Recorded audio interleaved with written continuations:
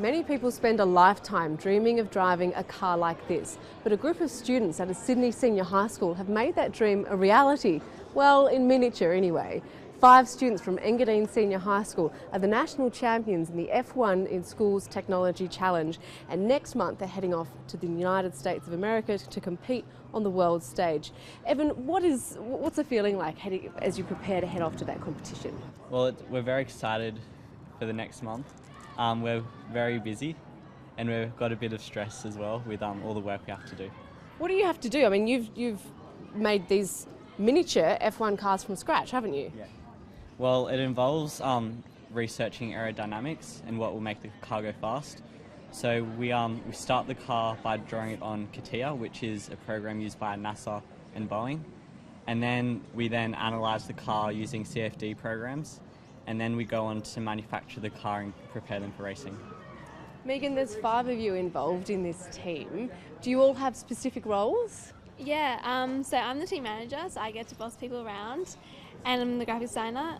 Josh here is the marketing manager and resource manager, and Evan and Laura are both design engineers, and Chris is manufacturing engineer. How do these cars actually move? What's fueling them? It's just a carbon CO2 canister in the back, and basically a little machine just punctures a hole in it and it just goes shooting off.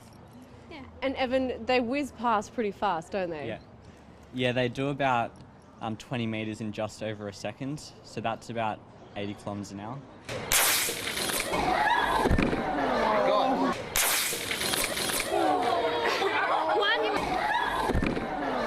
Laura, we've just seen 2 of the cars race. How does it actually work?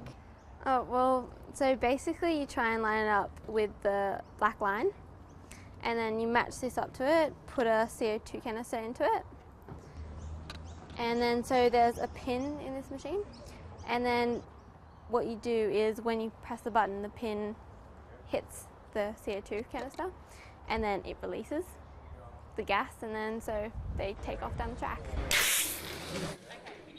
So Josh, we're now in the lab where everything really happens. What is this machine and what is it doing? So it's the 3D printer and it's the MakerBot brand, and it's currently manufacturing the wheelbase for one of our new cars, the final world car.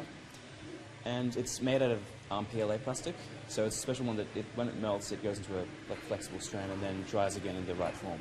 And can you show us what exactly that part is or what it looks like on the car? So it's actually on none of these cars, but this is sort of the final product. This is a front aerofoil from the national car. So the cars really are a mix of a number of products, aren't they? Yeah, so we've got balsa wood as the main component. The rules that the 90% of the car has to be made out of that.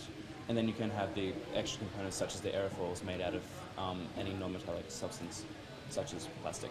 So you mentioned the balsa wood, and I think Chris is over here with that. Chris, this is what it starts off looking like. Yep. It ends up looking like a car. How does that happen? We use this CNC router here, and since it's only 3-axis, we can only machine 90-degree angles, so we can do the side, the top, bottom, and we basically use the CATIA drawing that they draw up for us, and we put it through a process called QuickCam, and through that we tell the machine essentially how we want it to be machined and what type of grade, so if you want it fine machining or just rough. And it's incredibly light, isn't it? I mean, it looks like a plank of wood, but it's so light. Yeah, the blocks that we get range from 50 grams to about 150, and the cars that we use to race, they're usually about 52 grams. So, Chris, it's just a matter of weeks, really, isn't it, now, before you all head off? Final preparations are now underway, or is there still a lot to be done? Well, we got about a few weeks until we have to fly out, so we're just getting the car designs machined, painted, undercoated, sanded back, and ready to race. Are you confident? Yep.